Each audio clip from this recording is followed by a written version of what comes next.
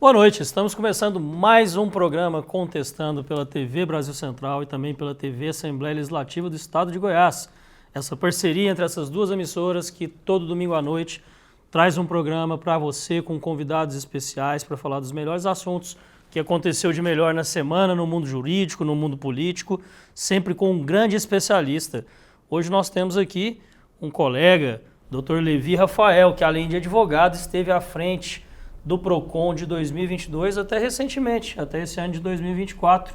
Então você já viu que você vai falar muito aqui sobre consumidor, sobre os seus direitos, sobre aquilo que todos nós somos. Desde o dia que nascemos até o dia que morremos, a gente consome indiretamente ou diretamente. Boa noite, doutor Levi, seja bem-vindo ao Contestando, obrigado por ter aceitado o nosso convite. Boa noite a todos que nos assistem, boa noite a nossos colegas de bancada, e é uma satisfação poder vir aqui, debater um pouco, né? Aprender sempre, em cada debate que a gente participa, a gente aprende também, mas compartilhar um pouco do que foi essa experiência aí ao longo de 2 anos à frente do PROCON Goiás. É isso, vamos falar muito sobre essa experiência, sobre a sua experiência à frente do órgão. Boa noite, doutor Caio. Boa noite, Daniel, boa noite, doutor Levi, boa noite, doutor Geraldo, e boa noite a todos que nos acompanham. Tive o privilégio de ladeá-lo em inúmeras oportunidades como advogado, às vezes atuando em postos em lados opostos, e também tive o privilégio de, certa vez, procurar o Dr. Levi Alves Cornélio quando à frente da superintendência do PROCON esteve. Fui muito bem recebido, deixo aqui meu testemunho, viu? Obrigado pela cordialidade e presteza. Quem nunca precisou de um PROCON na vida, né? Doutor Geraldo, seja bem-vindo, boa noite. Boa noite, Daniel, boa noite, Caio. Boa noite. Obrigado por vir aqui passar um pouco da sua experiência para nós. É isso. Advogado, empresário, graduado em Direito e pós-graduado em Gestão Empresarial, superintendente do PROCON de 2022 a 2024, atualmente filiado ao Partido Novo. Será que vem novos desafios por aí? Como começou essa história, doutor Levi? Como que você começou nessa trajetória como advogado? O que brilhou mais alto? Vem de família? Foi uma escolha de afinidade? Como que começou isso? Daniel, você sabe que é curioso, meu pai é eletrotécnico, a minha mãe é uma dona de casa, e a paixão pelo direito veio de ouvir. Eu sempre fui um apaixonado, né, pelos discursos. A minha avó gostava demais de assistir o Jornal Nacional e eu acompanhava ela, e ali a gente sempre via os congressistas falando, sempre com muita eloquência, né, grandes ícones aí da política, Ulisses Guimarães, o Tancredo Neves. Eu sou dessa época aí. E sempre tive o parlamento e a arte de parlamentar em mente. E quando era criança, quem organizava ali o futebol era eu. Quando tinha treta entre 2 amigos, eu falava, pera um pouquinho, vamos ouvir primeiro aqui o companheiro, depois a gente ouve o outro. E isso foi aflorando de forma que quando eu tive ali os meus 14 anos, eu já defini que a minha faculdade seria Direito. Meu pai não me influenciou em absolutamente nada, né? Então cursei Direito, mas sempre tive também essa ânsia de empreender. Então sou um apaixonado pela arte da advocacia, mas um empreendedor também por acreditar que essa é a força motriz do nosso país. E o senhor é dessa época aí, e nós também. Acho que aqui na mesa o Dr. Levi é o mais jovem de todos nós, né? Acredito que sim. Acredito que sim. O lado da política veio lá junto com a advocacia. Eu achei legal que quando você cita paixão pela advocacia, não só pelo embate, mas pelo discurso. Pelo discurso, eu acho que a arte de você saber colocar as palavras, né? Eu sou um cristão e tem um versículo na Bíblia que para mim é fantástico. Diz o seguinte, está lá em Provérbios: a palavra branda acalma o furor e a suscita aflora a ira. Né? Então quer dizer que a arte de você falar, a forma como você faz as colocações, você tem esse poder não só de persuadir para onde você quer, mas de resolver o problema, a hora de aplacar, a hora de ser mais aguerrido, mas sempre com um intuito, com um objetivo claro, né? Eu brinco, eu sou um amante do futebol e eu gosto daquele driblador efetivo, aquele cara que dribla em direção ao gol. E o drible do advogado é a arte de falar. Né? Então ele também precisa driblar as palavras e o seu raciocínio sempre com um objetivo claro, que é de fazer a ideia dele prevalecer diante de um debate, ou até mesmo aplacar ali a ira naquele momento que todos estão com os nervos à flor da pele. E com essa escola também já se aventurou na política.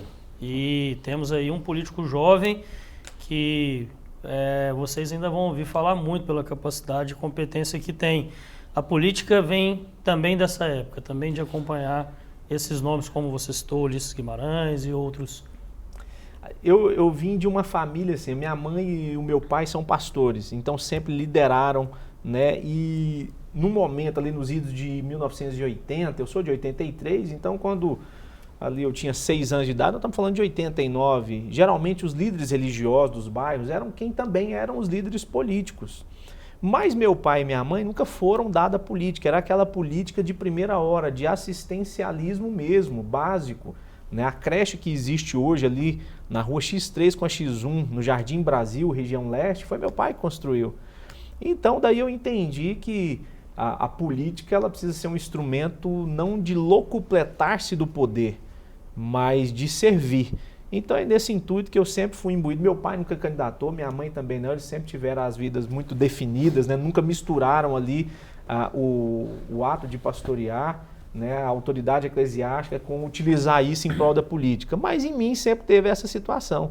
Então já fui candidato a vereador aqui na cidade de Goiânia por 2 oportunidades, né? Já tive o privilégio de conduzir alguns órgãos. Na época do prefeito Íris, já tive o privilégio de estar à frente da Secretaria do Trabalho e agora recentemente com o Dr. Ronaldo Caiado tive o privilégio de como é apaixonante o direito do consumidor, especialmente quando você está ali no final da linha, na ponta, onde uma decisão sua pode trazer de volta o sorriso, pode acabar com todo aquele infortúnio que você passou, seja com uma viagem, seja com o que for. O direito do consumidor é 24 horas, então foi uma experiência para mim da vida pública, uma das melhores que eu tive. Né? Acho que a gente fez um bom trabalho, sempre com foco no cidadão. Eu tive o seguinte lema desde o primeiro dia, Dr. Caio. Eu prefiro ter o sorriso no rosto do consumidor, Dr. Geraldo, do que dinheiro de multa nos cofres do Estado. E foi com essa missão, com essa visão que a gente conduziu aí o PROCON nos últimos 2 anos. E muita responsabilidade, né? Porque de outro lado também tem um empresário que emprega, exatamente, que fomenta o mercado, que movimenta a economia. Então tem uma responsabilidade muito grande, dosar não é matéria fácil. Não. E ali assim, ó, no PROCON, o superintendente ele é o fiscal e ele também é o juiz. Então ele inicia o processo e sentencia o processo. Então eu tive o cuidado, Dr. Caio, e o senhor foi prova disso, de quanto a gente se aproximou do setor produtivo. Eu queria entender, poxa vida, espera um pouquinho, se tem um processo sancionatório em andamento é porque houve um defeito. Alguém não cumpriu alguma das partes. E o que foi? Faltou foi o quê? Faltou, doutor Geraldo, foi o PROCON ser mais ativo na prevenção ou faltou mais informação ao consumidor? Então nós aproximamos de todo o setor produtivo. Nos aproximamos da FEComércio, nos aproximamos do Sindlojas, nos aproximamos da ACIEG. Eu passei a ouvi-los mais para que a gente pudesse antecipar ali os problemas que a gente recebia. Por exemplo, eu assumi o PROCON em março de 22, então eu peguei todas as datas comemorativas, todas, né? Passou ali março, aí já vem aqui o Dia das Mães, que é maio, a primeira grande data comemorativa, e eu percebi, Daniel, que logo depois dessas datas comemorativas, chovia de reclamação. Eu falava, gente, mas o que está acontecendo? Fiquei observando. Depois veio o Dia dos Namorados. Problemas. E quando chegou ali no segundo semestre, que todo mundo já fica ansioso pela Black Friday, aí eu me antecipei. Eu falei, olha, nós vamos fazer uma cartilha.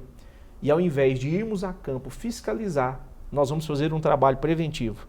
Então tiramos os coletes e os distintivos de fiscais, colocamos, aproveitei que era a Copa, colocamos ali as roupas de verde e amarelo do PROCON e fomos a campo, inclusive eu à frente, distribuindo ali as cartilhas. Fizemos 2 cartilhas, chama Fornecedor Consciente, Consumidor Responsável, aonde a gente deixou claro as regras para ambas as partes. Montei toda uma operação, porque eu falei, vai chover de reclamação. E, para nossa surpresa, não tivemos nenhuma reclamação na Black Friday de 22, foi um sucesso, em parceria naquela oportunidade com o Sindlojas, né, com a CDL Goiânia. Então aí eu entendi, doutor Caio, que o que vale realmente é a prevenção, é a gente orientar as partes dos seus direitos e deveres. Parabéns pela iniciativa, né? Eu vi hoje, numa consulta rápida no Google, uma reportagem, não vou lembrar agora o site, mas dizendo que 80% dos brasileiros nunca leram o Código de Defesa do Consumidor ou não têm conhecimento do seu direito quanto consumidor. Verdade. Então, essas reclamações são de apenas 20% da população. E eu acho que a gente ainda Mas assim, tem que caminhar 80% muito. ler o Código do Consumidor... Não tem conhecimento do seu direito. Eu queria ter a certeza que 3%, 4% leram. Na verdade, assim, o doutor Geraldo, o senhor tem toda a razão, e por isso que a gente fez essa cartilha de forma didática com os principais assuntos que interessam o cotidiano. É o defeito do produto, qual é o meu direito quando eu compro, né? A dúvida que paira é o seguinte, eu comprei uma televisão dessas Smart TV em determinado hipermercado, e ela é de outra marca. E aí, quando a televisão dá problema, na cabeça do consumidor, ele tem que ir ao supermercado, e o supermercado que vendeu deve ser responsabilizado. E, em tese, isso é verdade, pelo princípio da solidariedade, né, da corrente da cadeia produtiva. Só que na prática, não. Na prática, o hipermercado pega essa TV ou direciona para assistência técnica, e o consumidor fica, estou sendo tolhido no meu direito. Quem tinha que me dar outra televisão é o supermercado. E aí a marca tem toda uma situação, ela tem o prazo, então, ali de 30 dias para resolver. Então a gente fez essa cartilha de forma didática, a fim de que esses principais direitos tivesse claro e à mão ali do consumidor. Porque realmente a solidariedade é difícil de explicar, né? O defeito na prestação do serviço é difícil de explicar. Com o advento da internet, nós passamos a ter uma outra forma de consumir, que não aquela tradicional, né? Então daí veio aquele direito de arrependimento dos 7 dias. Né? E aí paira a dúvida, né? Quando eu compro na loja física, Daniel, eu tenho direito de arrependimento? Em tese não. Mas a loja deixou clara para você que não trocaria o produto? Também não. Então ela falhou com o direito de informação. Então assim, é todo um quebra-cabeça que eu tentei fazer essa cartilha da forma mais didática, a fim de que ele não precisasse ler o código todo, mas que tivesse acesso aos seus principais direitos. O básico, é isso. E para mim parece claro que ao mesmo tempo que você tem a informação e isso acaba ajudando na solução dos conflitos e na prevenção, como o doutor disse, você também tem um outro lado que é quanto mais tecnologia, quanto mais informação você tem, mais formas também você tem de fazer com que o consumidor acabe entrando em algumas ciladas. Muito se fala hoje em dia e as empresas reclamam muito com relação a como está sendo utilizadas as redes sociais, a internet nas relações de consumo, passando desde golpes, a assédio a consumidores. Eu queria saber se o PROCON tem uma área que seja específica ou alguém que trabalhe diretamente com essas novas tecnologias. Olha, Daniel, durante a nossa gestão, nós fizemos algumas inovações no PROCON. Dentre elas foi realmente criar um departamento que pudesse receber e fiscalizar todas esse ambiente online, que é importantíssimo. E aqui eu gostaria de fazer um parênteses, uma reflexão, que de 2020 foi um marco assim, muito profundo na sociedade humana. Né? Nós nunca passamos algo tão profundo. O que nós já havíamos vivenciado até então, a humanidade, eram a gripe espanhola, a Primeira e Segunda Guerra. Né? Passado disso aí, e obviamente de forma mais catastrófica, o Holocausto, enfim. Mas nós nunca tínhamos passado algo tão significativo como foi a pandemia. E se você pegar a timeline aí da humanidade do século XX para cá, todas as vezes que o mundo tem um grande fato histórico, acontece muda-se comportamentos. Impulsiona a transformação. Impulsiona a transformação. Então, o que a pandemia da Covid-19 fez em 2020 foi avançar 10 anos em 2. Nunca se precisou tanto de internet. Eu e o Dr. Caio militamos na área condominial, né? Era surreal nós falarmos numa assembleia online, e foi o que salvou. Né? Tiveram que adequar o Código Civil, e aí todo mundo passou a entender. Espera um pouquinho, você pega aqui na nossa região a 44, e aí vai ficar fechada? Não, vamos vender online. Então criou-se um ambiente virtual que ele é um caminho sem volta, e foi lucrativo, ele é barato do ponto de vista do lojista. Grandes redes, inclusive uma genuinamente goiana, está abandonando as lojas físicas para ir para o mercado online. né? Hoje... E as vantagens estão até nos anúncios. Total. Preço de loja, preço de internet. Então, Daniel, isso foi um fato que a gente não deve deixar de observar. Então, dito isto, o ambiente virtual se tornou uma grande terra de ninguém, sem muita regulamentação, e eu tenho até medo de falar essa palavra de regulamentar a rede social, porque o viés político está muito aflorado, né? Então, quando a gente fala em regulamentar, e outro dia eu estava, Torcai, numa palestra na OAB, lá na Comissão de Direito do Consumidor, falando exatamente sobre algumas inovações, né? Que alguns cases que estão batendo a nossa porta em virtude da internet que nós ainda não temos uma solução. Você quer ver um exemplo? Hoje, o Instagram é a maior vitrine do mundo. Se você quiser vender algo hoje, tem que ser via Instagram, né? Em alta escala.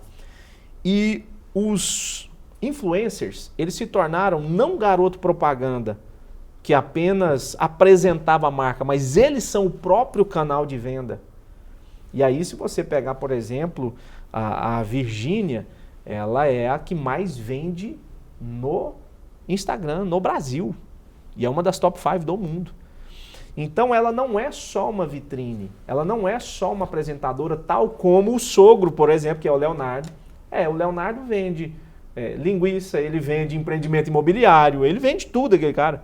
Né? E ele é apenas aquele cara que usa a imagem para apresentar um bom produto. Ela não, ela é o próprio ponto de venda. E aí eu pergunto, se numa situação em que ela é o próprio ponto de venda e ela, ao apresentar ali, ao vender o produto, há um defeito, ela responde? Ela é solidária? Ela é solidária? Esse é algo que está batendo a nossa porta, eu ainda não vi decisão nesse sentido. Para mim tem que ser. Exato, para mim também. Né? E aí? Está batendo a nossa porta. É algo, e o Código de Defesa do Consumidor, apesar aí dos seus 34 anos, ele é muito presente, porque quando fala da solidariedade, eu não coloquei ali, o legislador não trouxe para nós ali de forma objetiva. Então dá margem para essa interpretação. Então esse é um caso que está batendo. E bateu a porta do PROCON. E eu cito, ela fez uma ação publicitária em um shopping da cidade, onde, salvo engano, as 10 primeiras meninas que chegassem lá, ia tirar uma foto com ela. A equipe não preparou, o shopping também não se preparou, e quando souberam que a Virgínia estava lá, e ela é uma pessoa muito benquista, choveu de gente. Ela, apavorada, saiu do local, porque o segurança não conseguiria fornecer a segurança necessária. As meninas chegaram e não tiraram a foto. Foram ao PROCON Goiás dizer que precisava cumprir a oferta. E cumpriu? E cumpriu a oferta. Falou assim, vocês têm que dar a foto para as meninas. Elas chegaram lá, aprovaram, falaram que a gente fez o comentário, a gente foi sorteado e tal. Então, olha que coisa que era surreal nós pensarmos isso há 5 anos atrás. Né? Então, são inovações e fora os golpes que caem. Daniel, até quando eu estava lá, cerca de 20 dias atrás, nós recebíamos cerca de 25 denúncias por semana de golpes na internet. Que aí, na verdade, o Código de Defesa do Consumidor ele só existe se existir as duas partes. Se existir uma empresa de fato e se existir um consumidor de fato. Quando a empresa não existe de fato, porque trata-se de uma fraude, desaparece o Código de Defesa do Consumidor e entra-se o Código Penal. Né? O Código de Defesa do Consumidor é para quem existe. É para quando existe um fornecedor genuíno e para quando existe um consumidor genuíno.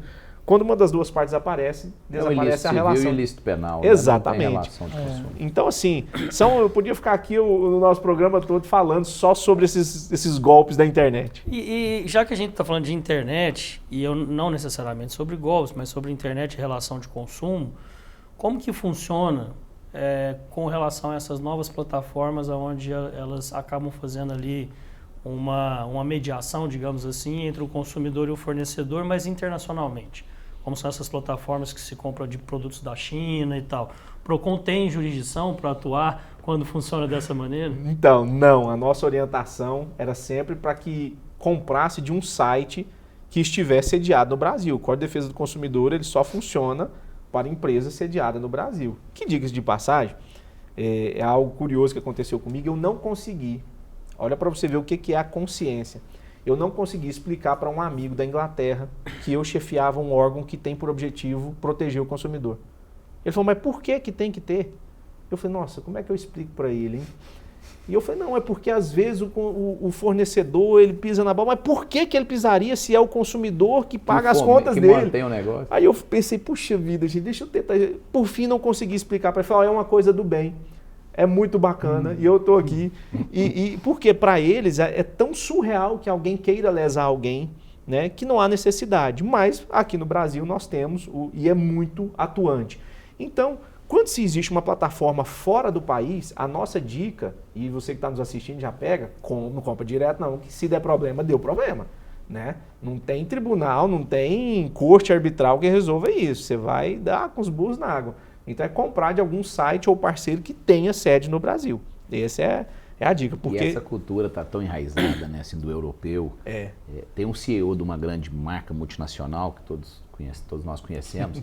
Ele fala, cara, eu não reclamo do cliente que manifesta descontentamento. Eu tenho muito receio daquele que não fala nada e que nunca mais volta. Eu sou esse cliente, eu sou o pior cliente. E ele fala, eu nunca fiz uma reclamação, eu simplesmente não volto. Esse a gente tem que preocupar. E assim... Mas com certeza esse CEO, ele tem uma instrução que não é brasileira. Ele já trabalhou nos Estados Unidos, ele já trabalhou em outro local. A nacionalidade é outra. Porque é o seguinte... A cultura é outra. Você vai aos Estados Unidos, você faz uma viagem com a família e vai passear lá.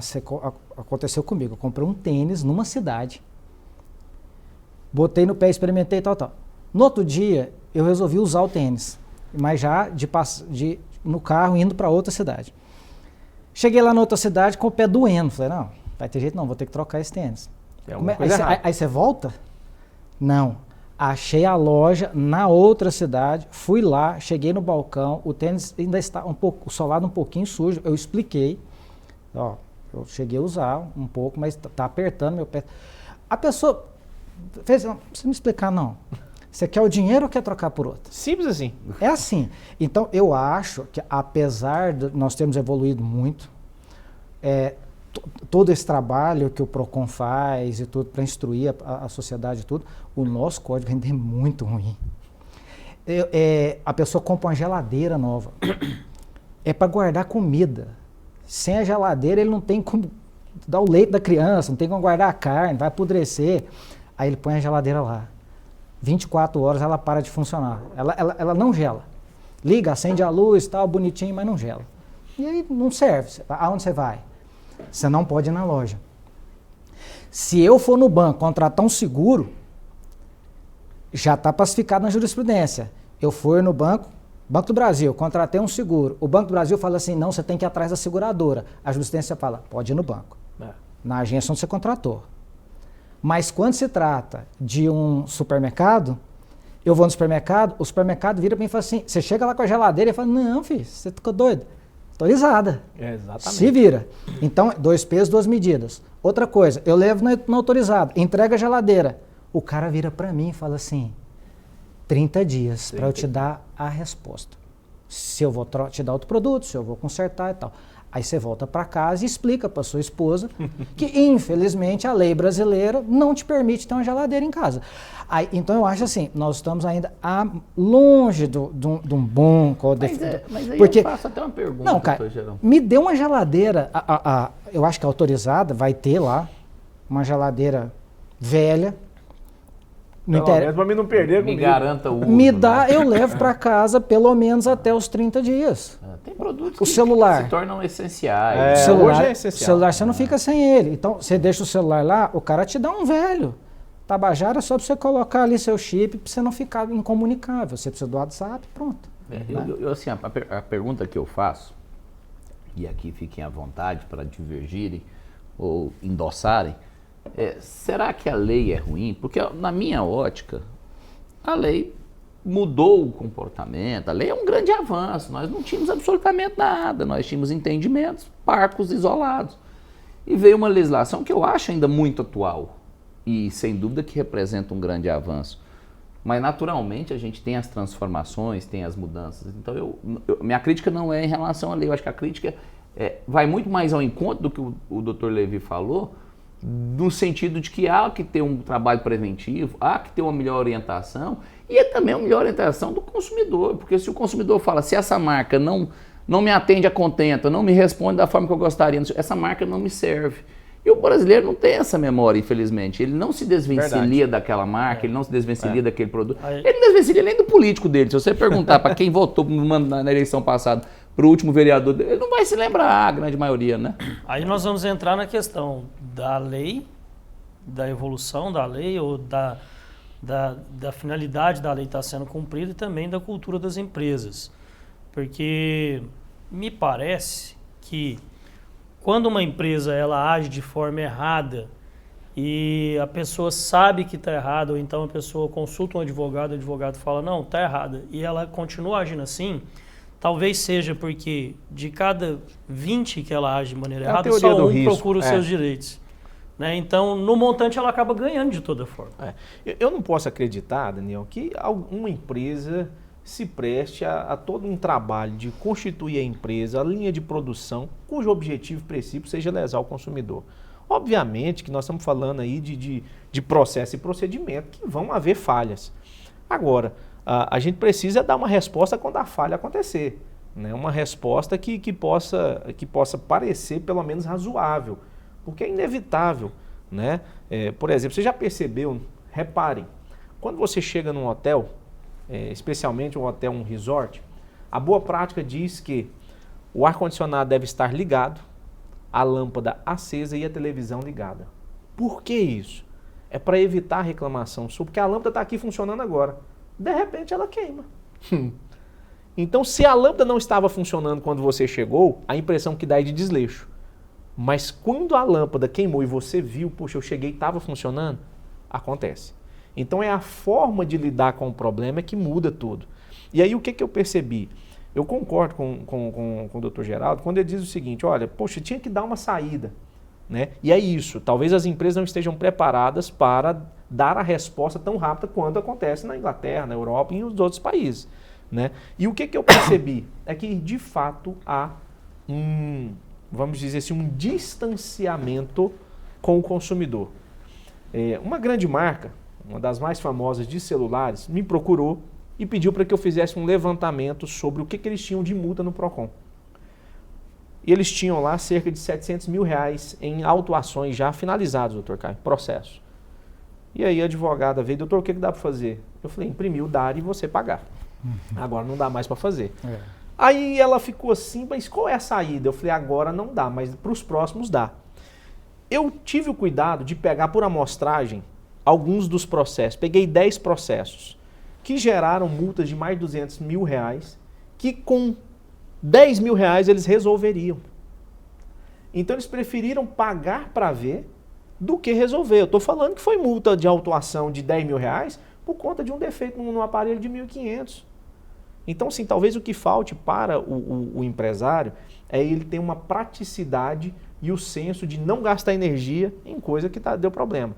Eu ainda acredito na boa-fé de quem abre uma empresa, né, de quem constitui o comércio para obter lucro. Posso acreditar, a não ser que foi igual às empresas de falso consórcio, que nós fechamos 32 no estado de Goiás. Não, aí realmente é um... Não, ali tudo bem. Eu cito mais pela cultura, na prestação do serviço mesmo, né? Me parece que em alguns casos, não em todos os casos, e eu não estou dizendo aqui que as empresas fazem isso de má fé, mas me parece que justamente pela falta de acesso à legislação, de conhecimento, que as empresas meio que, não só as empresas, mas existe essa cultura de que, olha, eu estou fazendo uma coisa que não é certa, é errada, ou não é um entendimento jurídico, mas muito poucas pessoas vão procurar o seu direito, né? Muito poucas pessoas vão procurar restabelecer aquilo e acaba se ganhando de qualquer forma, né? Porque se poucas pessoas procuram, o gasto que ela vai ter com essas pessoas que procuram é menor do que se ela ajustasse para todos. Sim. Você lembra de quando a gente viajava, antigamente, e aí nós 4 aqui viajávamos nessa época, que tinha sempre um carinha de avião, né? A gente viajava de avião, tinha sempre um carinha que conferia se a etiqueta que estava na sua mala era sua mesmo, a fim de evitar que houvesse os extravios. Aquele cara custava uma fortuna. Nós estamos falando de gente custa caro, nós estamos falando de hora extra, nós estamos falando de insalubridade, nós estamos falando de coisa trabalhista. E aí as companhias aéreas fizeram a teoria do risco. Falaram, pera um pouquinho, Mesmo com esse cara fiscalizando, que custa para nós uma fortuna, ainda há os extravios. Então vamos fazer o seguinte, vamos tirar esse cara e vamos indenizar. E vamos indenizar. E deu super certo. Né? Porque assim, de cada 10 malas extraviadas, 2 procuram a empresa, né? Ela já tem ali a tabela dela do que ela vai te indenizar. Se você estiver carregando algo de valor, declara no ato que você estiver despachando. Ó, meu computador aqui custa 10 mil reais, 12 mil reais. Ah, então declara, tá aqui, eu estou carregando, além das suas roupinhas aqui, o computador de 12 mil. Aí funciona. Então, na verdade, algumas empresas ainda utilizam essa teoria do risco, né? Já ali no seu business plan anual, ela já deixa um budget, já deixa um orçamento específico apenas para essas indenizações. Eu queria acrescentar mais uma coisinha, que concordo com o Caio com relação à cultura. A minha crítica é pontual a esses 2 artigos do CDC, que eu acho que poderiam ser melhorados. Já tem 30 anos, a gente já viu pela experiência que não vai mudar, o empresário vai continuar respeitando os 30 dias, já que é direito dele. Então eu acho que poderia mudar. Agora, culturalmente, o brasileiro é o péssimo consumidor, mas péssimo. Pode comparar ele com um dos piores países. O exemplo que o senhor deu, por exemplo, do tênis, muita gente poderia dizer que se no Brasil funcionasse dessa maneira, a pessoa compraria um tênis, um sapato, iria em algum ambiente, depois devolveria. Ia na festa. Ia na festa, depois devolveria e tal, né? Porque essa é a cultura do brasileiro, de levar essa vantagem, o tal famoso jeitinho brasileiro. Eu tive um desse, hein? Eu tive um caso desse lá, que foi a bolsa que a moça comprou, depois eu explico. Sim, mas o que eu estou dizendo por exemplo, eu tenho 3 marcas que na minha casa não entram. Se algum produto só ela fabricar, eu vou ficar sem. Porque Essa é a melhor resposta. Porque já me passaram tanta raiva, mas tanta raiva, sabe? Ao ponto assim de o produto ter que ser descartado no lixo, que não tem. Tipo, em 1 ano de garantia, ele foi 4 vezes para o conserto, voltou. Aí a 5ª vez, já estava fora da garantia, falou, agora você tem que pagar. Eu falei, não, agora eu vou pular no lixo, quem quiser que mande arrumar, porque vai arrumar e vai estragar de novo. E nesse ponto, doutor, me perdoe, você perceba que as empresas, nesse caso, aí eu fui contundente, porque assim, foi 5 vezes durante 1 ano. Na minha concepção, a cada vez que o produto volta, renova a garantia, puxa vida. Não, e o mesmo defeito. O mesmo defeito, aí é ruim. Eu falei assim, vocês têm que levar em consideração que esse produto veio com defeito de fábrica. Porque troca a peça queima, então nós vamos ficar aqui eternamente, né? Pode perder a garantia. Então, você pode fazer 20 anos de garantia. Assim, o despreparo do consumidor, ele é tanto, minha companheira, eu a tenho como uma mulher muito bem esclarecida, tenho um profundo respeito, ela é uma grande profissional, atua na área do direito de trabalho. Outro dia ela me fez uma compra de um fogão, aqueles para uma área externa lá de casa, aqueles fogão, cooktops. E ela comprou e uma das chamas não funcionava. Falei, beleza, procura autorizada. Mas não tô achando autorizada. Onde? Como Falei, é que mas eu não era faço melhor isso? ter olhado isso antes de escolher pelo produto? Autorizada em São Paulo. Internet. Falei, não, então deixa o fogão agora vai trabalhar desse jeito, mas não vamos Sem ter dor uma de cabeça. boca. Uma boca mesmo. E quando, doutor Carlos, a gente tem aqui em Goiânia, eu vou citar o nome, o Sam's Club. E lá tem eletrodoméstico, tem alguns aparelhos eletrônicos que não são fabricados no Brasil. E recentemente um amigo comprou lá um cooktop e não funcionou. E ele falou, Levi, acontece que eu fui lá e disse que tem que ir autorizado, só que não tem autorizado no Brasil. É nos Estados Unidos. Eu falei, então eles vão te dar outro. Aí, nesse caso, nós vamos aplicar a solidariedade, que aí eles vão ter que resolver. O problema é deles, né? O problema é deles. O senhor quer contar a história da bolsa antes da gente entrar no próximo tema? Vamos contar a Eu história já da adianto. bolsa. Eu já adianto que o próximo tema ele é muito bom, vai dar uma discussão boa. E eu acho que o senhor é o ideal para falar sobre ele, pelo que você disse no começo da entrevista. Tá. O fato é o seguinte, uma esposa de um amigo nosso, né, advogado, também esclarecido, ligou e comprou a bolsa. A bolsa chegou e ela guardou. Guardou por 3 meses. E depois, quando ela foi usar a bolsa, a cor não era a que ela tinha escolhido. Não se sabe se ela desbotou dentro do guarda-roupa, não se sabe se a cor já veio desbotada. Fato é que ela acionou o PROCON, abriu um procedimento, né, a fim de que o PROCON notificasse a empresa. Ela queria devolver a bolsa. Nunca usou a bolsa. Mas passaram-se 3 meses. Eu falei, minha amiga, adoraria te ajudar, mas não dá. Né? Foram 3 meses.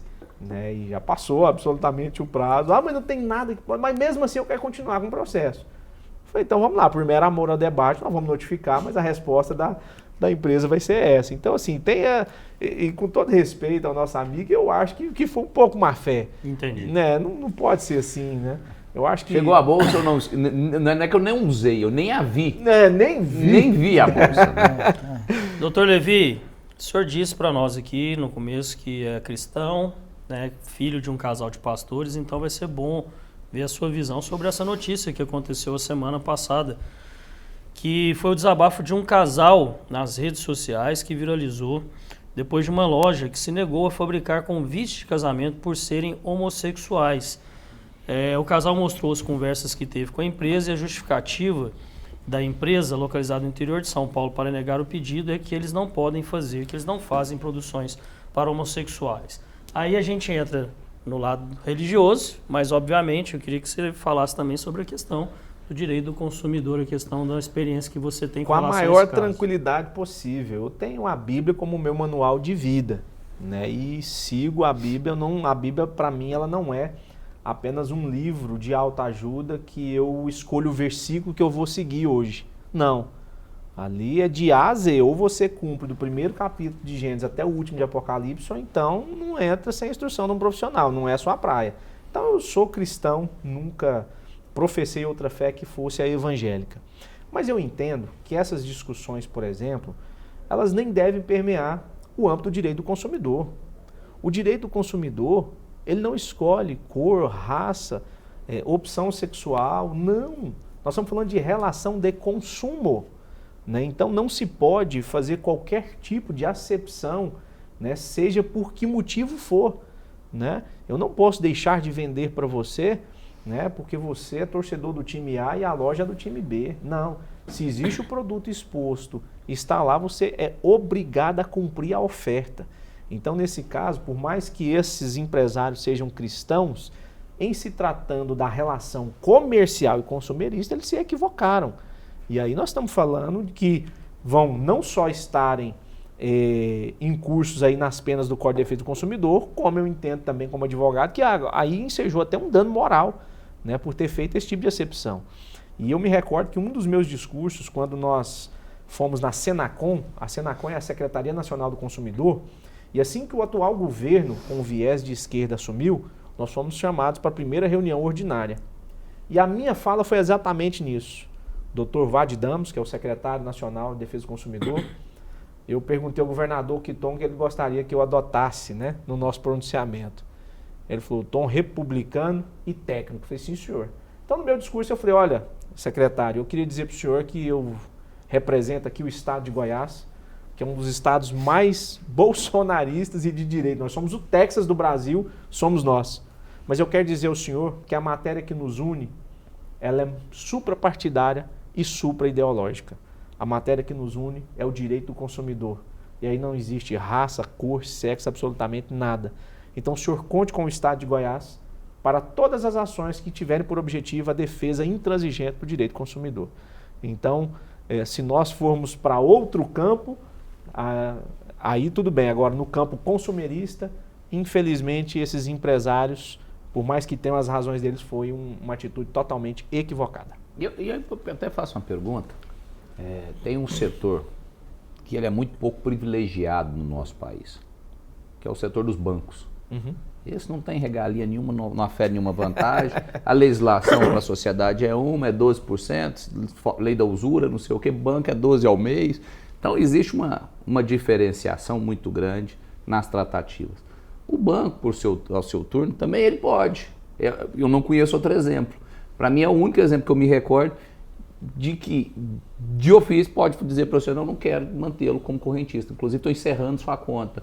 Porque todas as demais empresas, todos os demais segmentos da sociedade não pode fazer qualquer acepção ao consumidor, mas os bancos podem.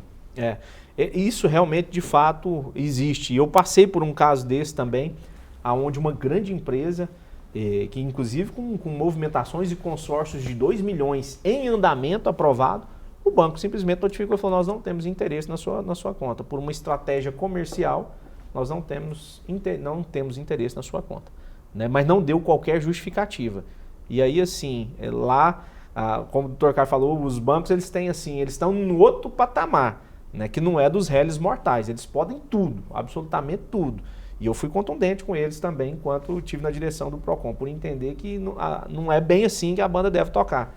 Então, assim, de fato, doutor Caio, os bancos, eles, por exemplo, eles negam financiamento sem qualquer justificativa. Não, o senhor não encaixa no nosso perfil, né? Aí lá tem toda uma questão subjetiva, que é o perfil de pagador, o score e etc.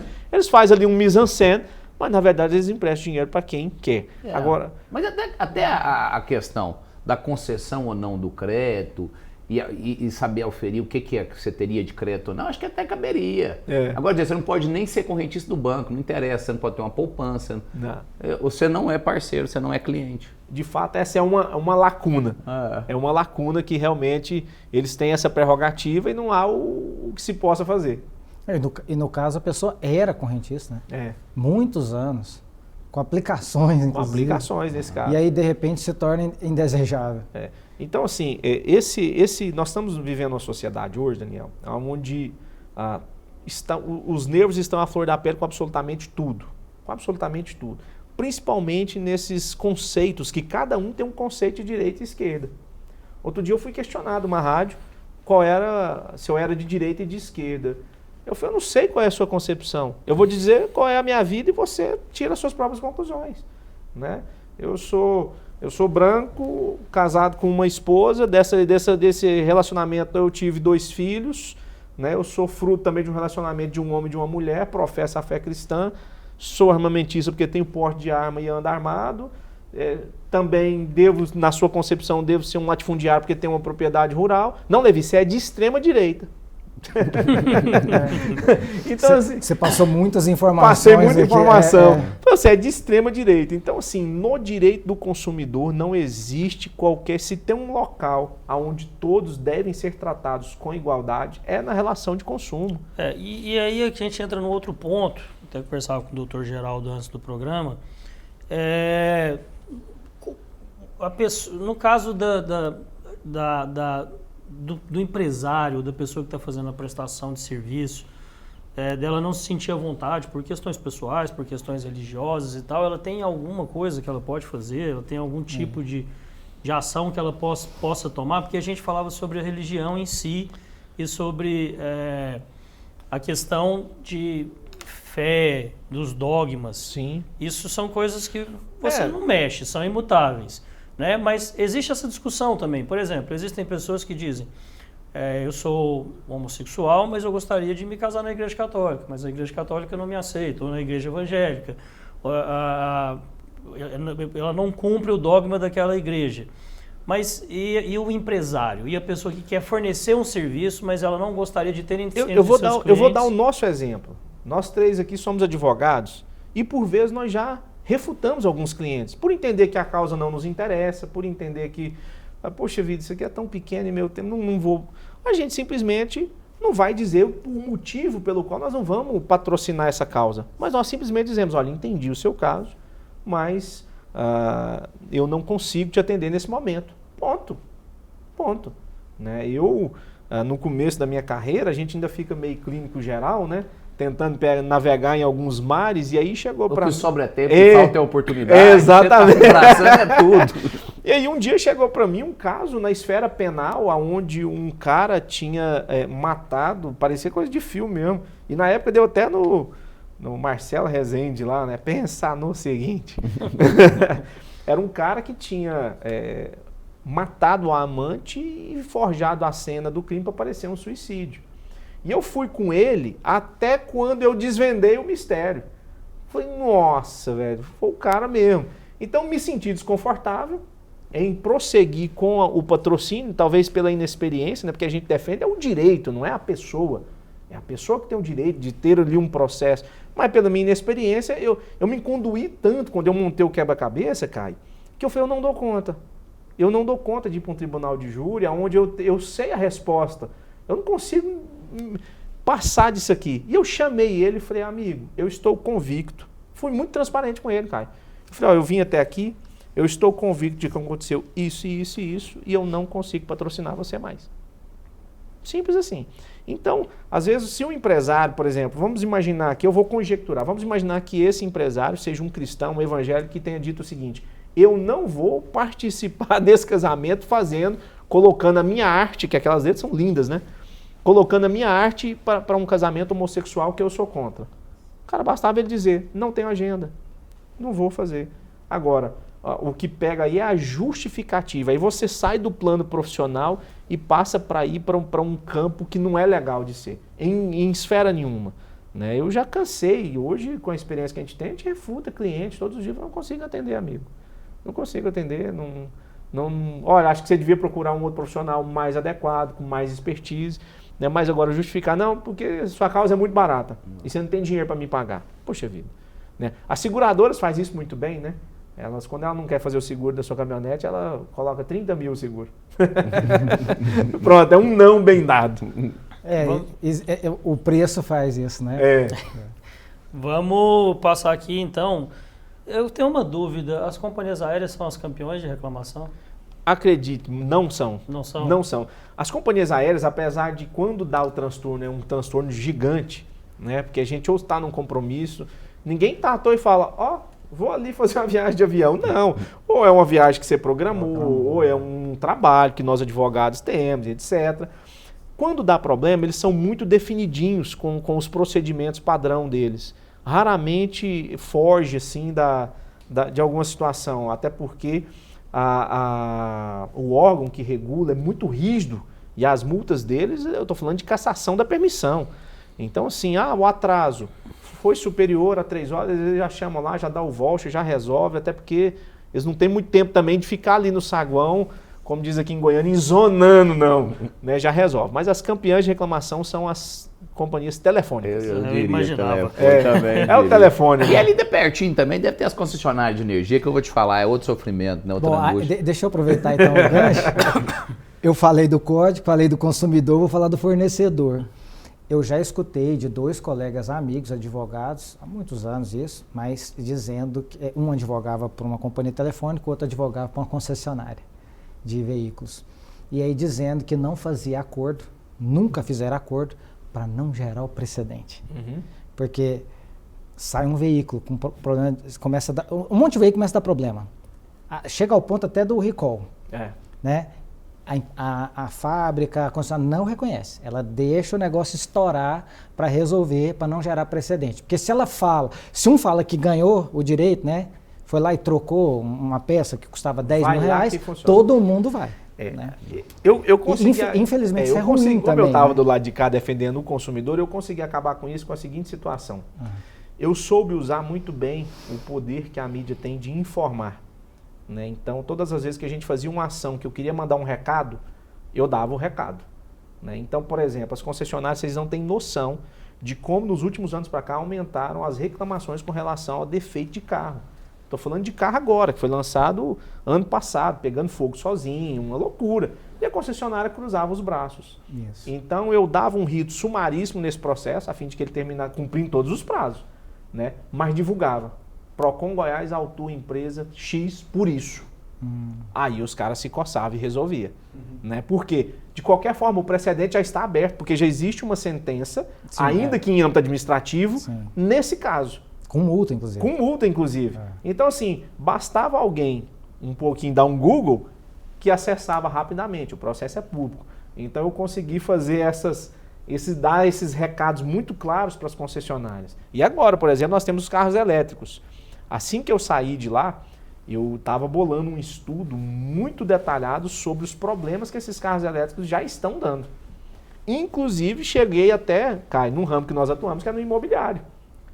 As tomadas não, as construtoras não estão fornecendo a infraestrutura adequada. Se 20 condôminos, comprar os carros elétricos... Eu fiz um estudo sobre isso. Esses transformadores de rua, a capacidade deles são de 120 kVA. Isso. Se a gente tiver uma utilização em número próximo a isso, de 20 e pouco, precisava de 320 kVA. Ou seja, ainda que o prédio se adapte, o sistema do serviço de fornecimento de energia já não atende. Então nós temos essa dificuldade. E temos uma outra preocupação, que eu até conversei com um colega parlamentar dessa casa, aqui da Assembleia Legislativa, que é a preocupação justamente com isso. São Paulo está inovando um estudo provocado pelo Corpo de Bombeiros para poder tentar evitar, Daniel, o problema dessa gravidade. Porque esses carros elétricos, quando se incendeiam, os próximos todos são atingidos. Sim. E olha a dimensão que isso ganha num estacionamento de subsolo, onde a intervenção é dificultada, onde o acesso é mais embaraçado. O caminhão não entra, e sobretudo pegando fogo. E outra, o incêndio causado por equipamento elétrico, ele é diferente. Sim. Ele é diferente. Então, assim... A água não resolve. Não, a água não resolve. Pelo contrário, a água faz agravar. Então, assim, são situações... combustão comburente? Exatamente. E eu vi também um cara falando no YouTube que quando se chegar a pegar fogo, ele explode pela lateral nessas baterias. Então, agora, a grande chinesa que chegou no Brasil prometendo mundos e fundos já está tendo problemas com os carros elétricos. Por quê? Os carros, eles têm que ter uma voltagem específica a fim de que a bateria cumpra o manual do proprietário, né? E quando você vai lá, que o primeiro técnico que chegar lá vai detectar que o carregamento não está de forma adequada, portanto você perdeu a garantia. Isso que eu ia falar, e perde? Perde a garantia. E o que vale mais? O carro ou a bateria, né? Pois é. É outro carro. Então assim, doutor, nesses precedentes eu fui um pouco safo, né? Usando aí a mente de advogado, sempre pensando, e eu dava os recados muito claros, né? Aos postos de combustível. Achei bom demais, falando em posto de combustível. O cara foi abastecer num posto próximo aqui, e aí chegou lá, colocaram o combustível errado no carro do cara. E aí o cliente falou, poxa, vocês têm que resolver, tem que tirar, limpar meu tanque. Eu falei, não, isso é problema seu. Que é isso? Amigo, ele pegou, não sei se vocês viram isso, sabe? Tudo quanto é noticiário aí. Pegou o carro dele, falou, não abasteça nesse posto, colocou lá e deixou o carro dele lá pelo menos 15 dias. Rapaz, eu acho que o posto teve um prejuízo. Ele falou, beleza, o carro não pode andar, ninguém vai resolver. Pegou o carro, parou na porta do posto, colocou um punhado de placa adesiva em cima do carro, falou, não abasteça aqui, isso aqui. Esse mercado, esse é outro assunto que assim, eu faço questão de ressaltar, né? Eu costumo dizer que a gente inovou demais na fiscalização dos postos de combustíveis, que hoje o Procon Goiás é referência. Os Procons do Brasil, e nós temos um grupo, né, lá dos 27 Procons, eles vêm a Goiás para fazer os treinamentos que a gente... E as ações específicas que nós criamos, né, com relação ao Procon. Então, por exemplo, tem determinados estados que o Procon não autua a distribuidora. Só autua o posto. Não, porque muitas vezes, o que eu fazia? Eu fazia 2 amostragens. Quando dava aqueles picos, né, de aumentos, eu fazia na ponta e ia na distribuidora. Ia lá no Senador Canedo, notificava 20 de uma vez. Que lá é bom de notificar lá, que é tudo dentro de um condomínio. Eu só chego e vou mudando o CNPJ e em 15 minutos eu notifico 20 distribuidoras para pegar as notas fiscais de venda. E muitas vezes a gente percebia que, na verdade, né, e aí o Sindiposto com medo já me ligava, Levi, a gente só está repassando, eu te prometo. Então, aí quando eu ia, realmente só estava repassando, aí eu autuava só a distribuidora, né, por um aumento e até para ser justo, né? E para ser justo, né? Então, assim, a gente criou algumas situações, porque quando a gente fala em imposto de combustível, não é só preço. Eu tenho, por exemplo, o máximo permitido de mistura do etanol na gasolina é 27%. Só que na safra do etanol, Daniel, compensa os caras colocar até 35% de etanol misturado na gasolina. Qual é o prejuízo que isso dá para o seu carro? Nada, até porque hoje os carros são flex e funcionam qualquer mistura. Mas no bolso, você não tem noção do que os caras ganham com isso. Então, em frente ao Tribunal de Justiça, aqui, né, aquele posto, nós lacramos lá 35 mil litros de gasolina, cuja a porcentagem de etanol bateu 32%. Então, o cara ganhava 5% a mais. Então, seu carro consumia mais e etc. Então, ele fazia ali um caixinha interessante nessa questão aí dos postos de combustível também. Bom, nós estamos chegando ao final, mas eu não posso terminar o programa sem te questionar isso. É o meu dever. Está afiliado ao Partido Novo, temos eleições municipais esse ano. O que a gente pode esperar do Levi aí para o futuro? Olha, essa é uma pergunta das que mais eu recebo, né? Eu desincompatibilizei dentro do prazo legal e isso acendeu aí atraiu os holofotes, né, de todo mundo. Porque assim, poxa, todo mundo, dada a exposição que o Procon me deu, e aí a gente não pode negar que foi um trabalho árduo, eu não tinha por objetivo eleitoreiro. Né? Tanto é que as minhas ações elas tinham começo, meio e fim e deram resultados. Não é aquelas ações que só apareceu na televisão e deu o quê? Ninguém sabe. Não. A gente deu resultado começo, meio e fim. E até atrai mais desgaste por vezes. Exatamente. Então, assim, teve um dia, eu me recordo, o Caio, sem delongar, mas é interessante esse fato, eu comecei a atrair para mim uma responsabilidade, que eu falei, pera um pouquinho, chamei minha assessoria de imprensa e falei, olha, a imagem que vocês estão passando do Levi para a população, eu não consigo corresponder. Daniel, não podia acontecer nada no estado de Goiás. Chama o PROCON. Porque realmente as minhas ações elas eram assertivas e dava resultado. Então, pasme, até um implante capilar eu fui procurado. Eu acho que a prestação de serviço aqui não ficou adequada. Bom, eu sou o juiz, né? Como é que eu sei se o implante capilar, se o procedimento for o adequado? Enfim, esse tipo de coisa. E eu falei, olha, dá uma segurada aí, porque eu não sou o Celso Russomano do Cerrado. Eu não tenho essa pretensão. Porque chega uma hora que você começa a atrair para si uma responsabilidade e não dá conta de corresponder. Aí vem a frustração. Então, assim, o trabalho foi muito bem feito e acredito que a gente pensou... Eu sou testemunha disso, viu, Levi? O Ronaldo Caiado, ele teve grandes acertos.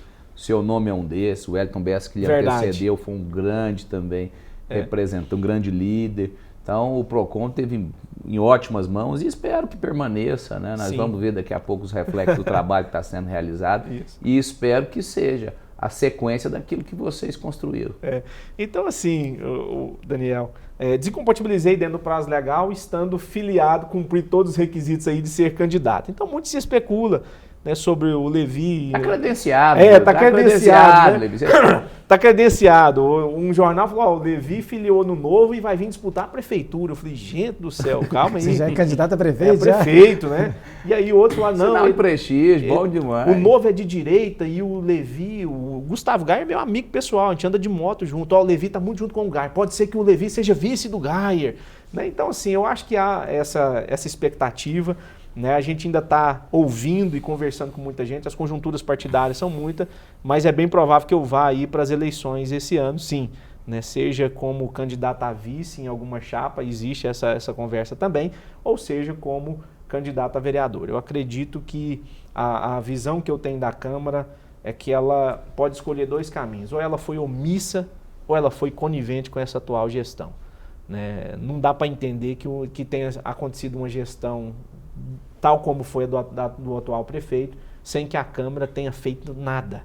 Né? Ela não cumpriu o seu papel de fiscalizar, ela não cumpriu o seu papel de cobrar. E quando cobrava era com a finalidade de gerar um fogo para vender o extintor. Ou seja, a Ceida Comur, por exemplo, foi uma grande piada. Então eu acho que eu tenho essa consciência que a gente pode contribuir por ser... Acho que o PROCON ele deu mostras do que o Levi é capaz de fazer. Quando precisou ser justo, foi justo. Quando precisou tirar um pouco a mão e tirou. Eu acho que eu fui assim, um cara entre... A média foi bacana e eu acho que eu posso contribuir aí com a nossa cidade. Eu costumo dizer aqui dentro da Assembleia, para os amigos, quando a gente discute sobre as questões municipais de outubro, é que qualquer que seja o prefeito que for eleito, ele tem uma missão muito grande para o próximo mandato, que é recuperar Goiânia, porque Goiânia talvez nunca tenha estado num momento tão difícil como está enfrentando. Então, vai precisar sim de uma Câmara que seja atuante, que trabalhe bastante e de uma gestão que consiga fazer a cidade voltar a ser o que sempre foi, né, uma cidade de referência no Brasil.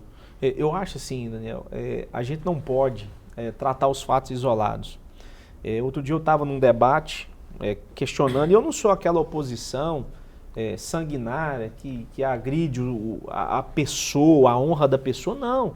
Eu gosto de trabalhar, quem se presta a ser gestor igual eu fui, eu tive desafios no PROCON, de às vezes ter sido questionado, por que demorava tanto?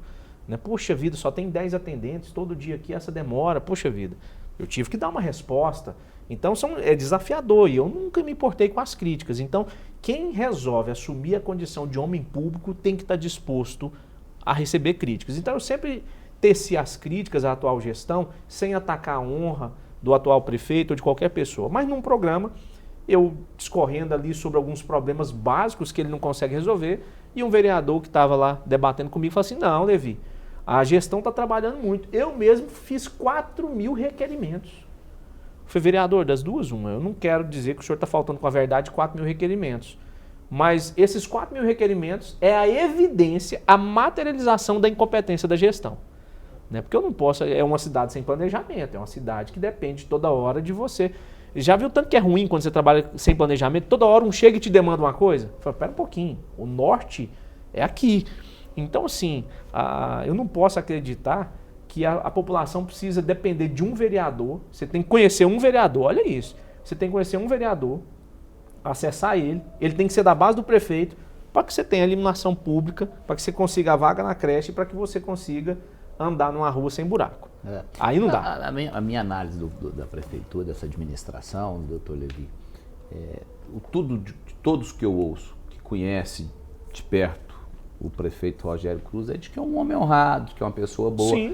E a crítica que a gente faz não é direcionada ao Rogério, nós estamos falando do gestor. É isso aí. Enquanto gestor, eu posso dizer com segurança, e eu não me recordo de alguém tão ruim. O que eu achei que pudesse comparar com ele, vendo agora a conclusão do mandato e os noticiários, inclusive os mais recentes, é de que foi muito melhor.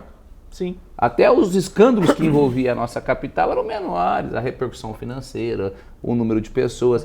E tem uma preocupação muito grande, e se a gente pegar hoje os números, eu nem me arrisco, porque esses números eles crescem de forma tão astronômica, o número de funcionários da Comurg hoje, com uma folha de pagamento daquela casa, a gente surpreende a todos que nos acompanham nessa noite. Sim, com certeza. Verdade. É algo digno de vergonha. E isso se arrasta por inúmeras gestões. Então, a Companhia Metropolitana de Limpeza Urbana precisa ter um olhar mais atento e ter um prefeito que, na minha concepção, um dos principais compromissos, e o que eu espero que alguém de fato se comprometa e cumpra, é mudar os quadros da Comurg. O grande problema é isso. A gente, quando assume determinada pasta ou determinado mandato, a gente não pode agir pela motivação errada. A gente não pode, por exemplo, a Comurg... Qual é o problema da Comurg hoje? É que a motivação é só eleitoreira. Se você pegar dos vereadores que participou na ceia, e eu os conheço, nós tínhamos lá funcionários da Comurg em desvio de função em gabinete de vereador que estava participando da ceia. Como assim? Né? É uma companhia que só tem a Goiânia como cliente, não paga atrasado. Gente, é só não desviar, é só fazer uma gestão com foco em resultado, que o resultado Corta aparece. na carne, diminuir a folha, sangrar, Pronto. tirar um tanto de gente encostada Caio, que recebe. pasme, só pra gente não devagar, Daniel, mas pasme, você que está nos assistindo, a folha da Comurg é fechada no Excel. Ninguém sabe ao certo, irmão, o que paga e o que não paga. Porque se tem um programa que dá conta, eu no meu escritório, com 12 pessoas, eu tenho um programinha que faz a minha folha de pagamento, tudo arrumadinho. Agora imagina 5 mil colaboradores, fechar a folha no Excel. Não existe. Tem muito a melhorar. Levi, obrigado pela presença. Seja sempre bem-vindo aqui ao Contestando, Brasil Central. Foi uma honra recebê-lo aqui. Desejo boa sorte aí na missão, seja ela qual for. Daniel, obrigado. Para mim foi uma satisfação, né, receber esse convite e fico feliz de estar aqui, conhecer o Dr. Geraldo. O Dr. Caio, nós já estamos aí há mais de 12 anos na estrada, né, Dr. Caio, com os condomínios, ora advogando juntos, e, enfim, um grande nome da advocacia goiana. E para mim é uma honra. Falar desse tema, a gente tem histórias aqui, eu brinco, eu tenho que escrever 2 livros. Um é sobre condomínios, que mais o Caio tem história que não acaba mais. E essa passagem minha pelo PROCON foi sensacional, enriquecedora enquanto cidadão, né, de como são as histórias mais engraçadas, horas trágicas, né, como por exemplo as questões aí dos autistas, que envolveu as maiores empresas de plano de saúde do Brasil, mas horas muito engraçadas. Então, assim, falar desse tema é bacana e espero que a gente possa contribuir de alguma forma, sabe, Daniel, com a nossa sociedade. Eu costumo dizer que só tem uma razão, só uma, pela qual Deus te concede dinheiro ou poder, ou os dois. É para que você possa servir. Né? Se você se aposta desse poder em benefício próprio, certamente você pode até durar um tempo, mas passará. Então a minha missão é servir. É isso. Fica uma boa conclusão e trago para você o abraço do presidente da Brasil Central, Reginaldo Júnior. Opa, grande amigo. Foi quem indicou o seu nome para essa entrevista com o direito de consumidor, muito bem indicado, por sinal. Obrigado, nosso presidente aí, um grande amigo, casado com uma grande amiga minha da época de Objetivo. Então, satisfação, Júnior, um abração, obrigado. Boa noite, doutor Caio. Boa noite, doutor Geraldo. Satisfação revê-lo, meu amigo Levi. Te desejo muito sucesso nos seus projetos, nessa sua nova empreitada. Homem reto, comprometido, competente, de uma lisura inconteste. Então, de nomes assim que a gente precisa na política, né? Então, pessoas com a sua qualidade. Boa noite, doutor Geraldo, e boa noite a todos que nos acompanharam. Boa noite, doutor Geraldo. Boa noite, Daniel. Boa noite, Caio. Muito bom tê-lo aqui conosco. Obrigado. É isso, um abraço para você que está em casa, fiquem todos com Deus, a gente volta domingo que vem com mais um programa Contestando. Até lá.